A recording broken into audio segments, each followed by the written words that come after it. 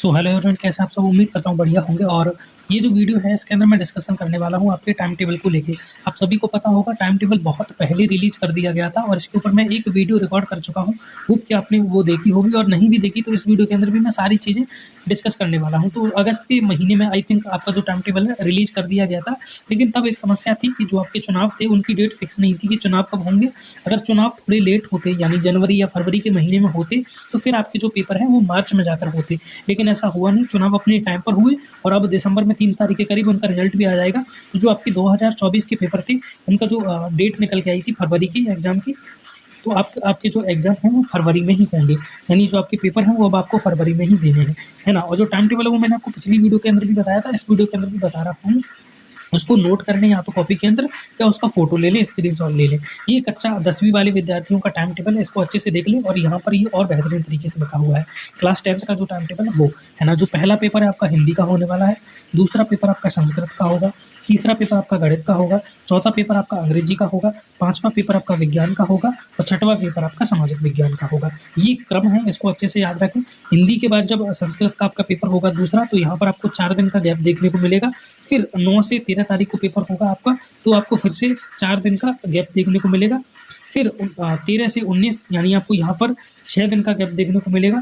फिर 19 से 22 यानी यहाँ पर आपको अंतराल देखने को मिलेगा 4 दिन का, सॉरी 3 दिन का। यहाँ पर आपको 3 दिन का अंतराल देखने को मिलेगा। और फिर 22 तारीख से 26 तारीख यानी 4 दिन का अंतराल आपको यहाँ पर देखने को मिलेगा। सबसे ज़रूरी होता है गणित, है ना। गणित में बहुत ज़्यादा रिवीजन आपको करना पड़ता है, बहुत ज़्यादा सवाल आपको लगाने पड़ते हैं। तो कोशिश करें कि आप संस्कृत के समय से ही गणित की तैयारी स्टार्ट कर दें। और ये क्रम है, फरवरी में ही आपके एग्जाम होने वाले हैं और 26 तारीख को आपके पूरे जो एग्जाम हैं वो कंप्लीट हो जाएंगे। ये 10वीं वालों का टाइम टेबल है।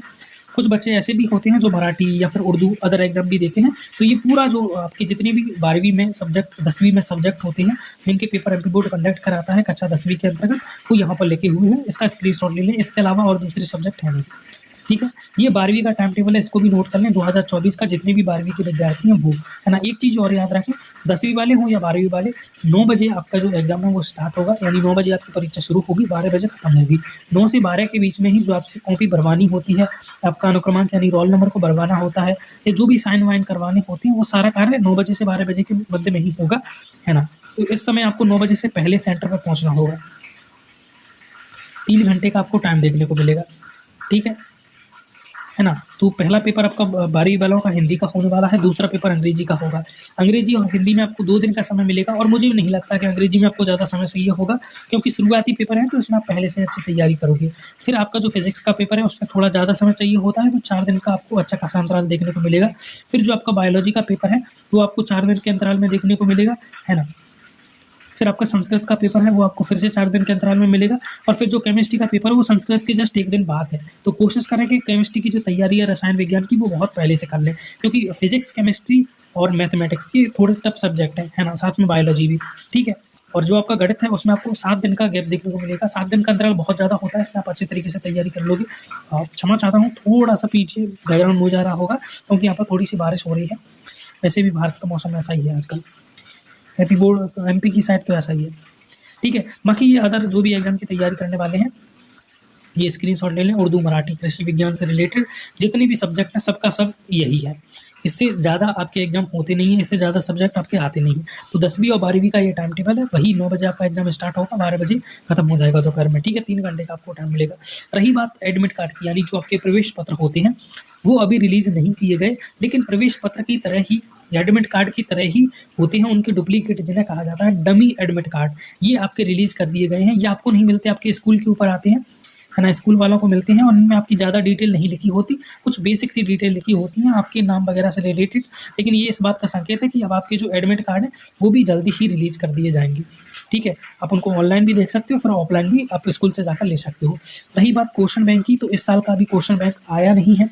मॉडल पेपर भी अभी इस साल के आए नहीं हैं, तो मैं कुछ नहीं कह सकता कि आपका पेपर किस तरीके से होगा, कितने नंबर के उसमें एमसीक्यू आएंगे, यानी मल्टीपल चॉइस क्वेश्चन होते हैं ना, 1-1 नंबर के क्वेश्चन, वस्तुनिष्ठ प्रश्न कितने नंबर के आएंगे मैं कुछ कह नहीं सकता जब तक ब्लूप्रिंट आ नहीं जाता। आपका अभी तक आया नहीं है, ना ही मॉडल पेपर आए हैं और ना ही आपका क्वेश्चन बैंक आया है, तो उसके बारे में कुछ नहीं कह सकता। इसीलिए मैंने आपको पहले ही बताया था एमपी बोर्ड का कोई भरोसा नहीं है, जितना हो सके आपको टॉपिक के ऊपर ध्यान देना है। जितना बेहतर तरीके से आप टॉपिक को कवर करोगे, फिर चाहे क्वेश्चन वस्तुनिष्ठ में आए या 2 नंबर में या 4 नंबर में, आप आसानी से कर लोगे। ठीक है, जैसे ही आएगा मैं आपको अपडेट कर दूँगा। ठीक है, इसके साथ जो मॉडल पेपर हैं कुछ जो मेरी तरफ से प्रोवाइड कराए गए थे पिछले साल के, और जो आपकी त्रैमासिक अर्धवार्षिक परीक्षा के थे वो, और पिछले साल के जो क्वेश्चन पेपर थे, प्रीवियस ईयर क्वेश्चन पेपर, ये भी आपको चैनल पर देखने को मिल जाएँगे, वहाँ से जाकर डाउनलोड कर लेना। साथ ही में नोट्स मिल जाएँगे जिनको पढ़ने का समय गया, अगर आप 2025 के विद्यार्थी हो तो उनको ट्राई कर सकते हो, वरना मॉडल पेपर परीक्षा देना, क्वेश्चन आंसर पर को याद करने पर ज़्यादा ध्यान दो।